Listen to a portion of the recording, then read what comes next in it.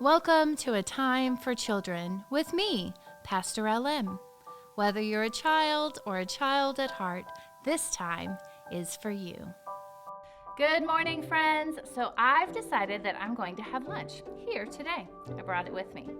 But before I eat it, I thought I'd let you guess at what I'm going to have. I'll give you a few clues first. Can you tell me what I'm holding? That's right, 2 pieces of bread. All right, how about now? What is this? Yep, right again. That's butter. So can you tell me what this is? It's cheese. How many of you like cheese? Now, what kind of lunch could I make with these 3 ingredients? A cheese sandwich? That sounds good. But what if I put butter on the outside of the bread? And maybe if I used a frying pan, what could I make? That's right. I could make a grilled cheese for lunch. Doesn't that sound yummy? When we make something that has more than one type of food in it, we call it a recipe. Every time I showed you one of the things that were in my recipe, the better able you were to tell me and the rest of the congregation what I was going to have for lunch. We see a similar thing happen with the disciples in today's scripture story.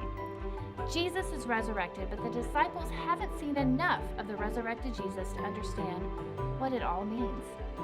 So Jesus helps them see more in today's story.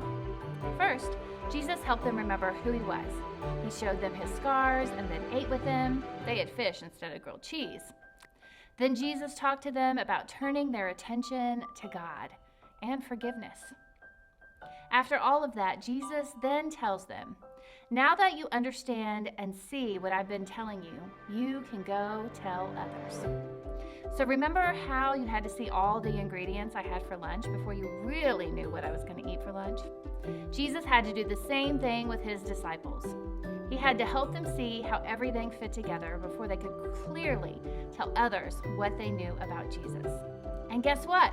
It worked, which is one reason why 2,000 years later, we're still telling stories about Jesus and talking to each other about what Jesus taught. And the more we learn about Jesus from the stories, the more like the disciples we can be. Just like they did, we will be able to share and talk about those stories of Jesus with each other and the people around us. And friends, that is the good news for today.